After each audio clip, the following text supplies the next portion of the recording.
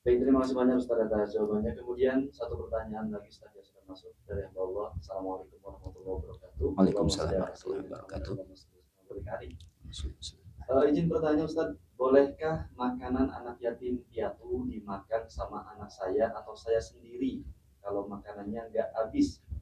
Karena kalau dibuang sayang Ustaz. Karena alhamdulillah saya ketitipan anak yatim piatu Ustaz. Yang kadang suka makan bareng. Mohon doanya Pak Ustaz, mudah-mudahan saya dan suami bisa menjaga amanah. Baik. Pertama, kami ingin mengisyaratkan bahwa menanggung anak yatim itu punya pahala yang sangat besar. Keutamaan yang begitu agung. Sampai Nabi mengatakan, Ana wa kafilul yatimi hakada fil jannah. Aku dengan orang yang menanggung, membiayai, mengurus anak yatim, hakada. Nabi mempraktekkan dengan kedua jarinya. Jadi telunjuk dan kedua tangannya. Artinya dekat. Bersama. Kapan? Bil jannah, di surga. Sehingga ini jaminan dari Nabi, siapa yang mau menanggung, mengurus, membiayai, mendidik anak yatim, maka dia punya kesempatan untuk bersama-sama dengan Nabi nanti di surga. Dan tidak ada tempat terbaik di surga nanti mengalahkan daripada tempat yang akan ditempati oleh Nabi. Surga tertinggi itu surga yang ditempati oleh Nabi. Bisa kita bayangkan bagaimana mulianya orang yang bisa bersanding dengan Nabi di surga. Ini menunjukkan amalan yang begitu besar pahalanya. Kalau bukan amalan yang besar pahalanya, Nabi tidak akan berkata demikian.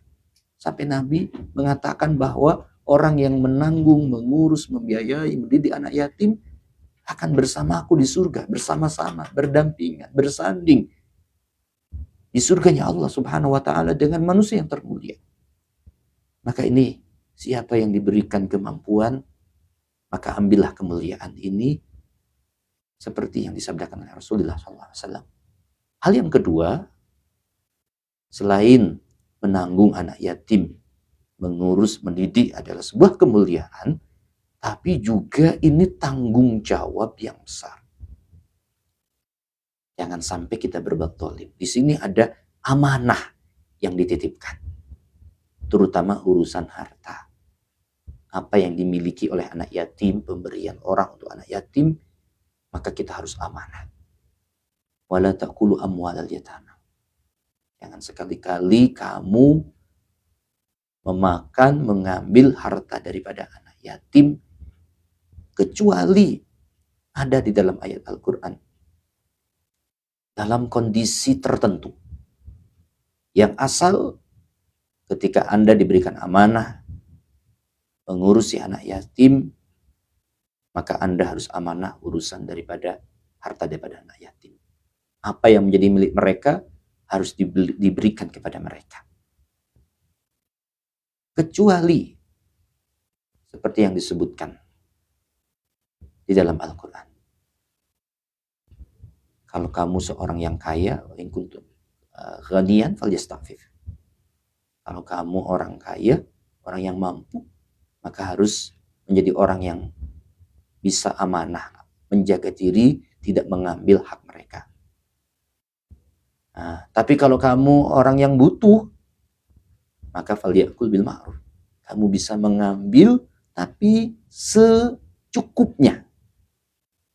Nah, karena Anda mengurus mereka, Anda membutuhkan, Anda bukan orang yang cukup, sehingga Anda butuh mengambil daripada sedikit daripada harta anak yatim tersebut, maka harus bil ma'ruf. Dengan cara yang baik, artinya dengan cara yang cukup. Tidak boleh yang berlebihan atau diambil haknya semuanya. Karena ini adalah kezaliman. Maka di sisi lain, menanggung harta anak yatim, menanggung biaya dan sebagainya adalah kemuliaan. Tapi di satu sisi, ini adalah amanah yang besar, khususnya berkaitan dengan hak dan harta mereka yang harus kita jaga. Jangan kita mengambil sedikit pun kecuali dalam kondisi yang mendesak. Karena kebutuhan kita sebagai orang yang menanggung mereka dan kita bukan orang yang mampu, maka itu pun hanya boleh secukup apa yang dibutuhkan. Kemudian berkaitan dengan pertanyaan bahwa anak yatim memakan sesuatu yang kami tidak tahu secara pasti apakah ini makanan milik yang memberi, ya dia yang menanggung, atau itu adalah pemberian orang yang memang hanya diberikan kepada yang tujuan daripada sedekah orang tersebut diberikan anak yatim. Nah, kemudian makanan tersebut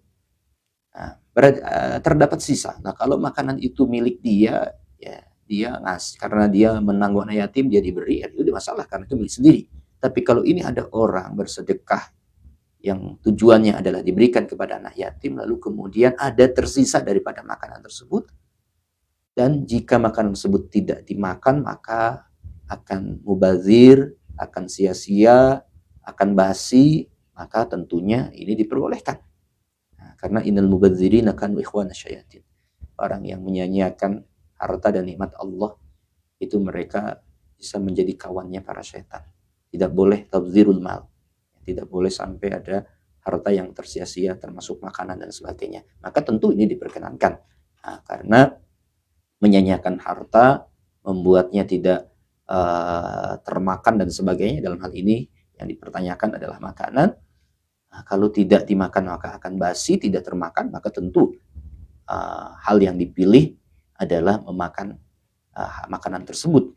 Nah, karena ini maslahat daripada kalau dibiarkan tidak dimakan karena sudah tersisa, dia akan terbuang menjadi sia-sia. Ini adalah sebuah madarat. Nah, sehingga diambil kemaslahatannya, yaitu memakan daripada harta tersebut. Karena kalau tidak dimakan, maka harta atau makanan yang diberikan atau yang dimakan oleh anak yatim, sisa dari makanan tersebut akan menjadi makanan yang mubazir, yang tersia-sia. Maka boleh karena dalam kondisi ini. Jadi harus bil ma'ruf seperti perintah dalam Al-Quran.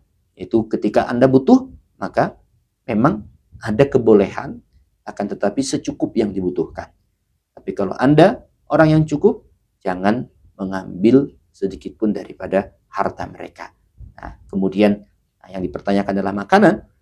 Kalau tidak dimakan mengakibatkan makanan yang akan mubazir, tidak termakan, maka ini dalam kondisi Anda diperbolehkan untuk memakan makanan tersebut. Wallahu a'lam bishawab.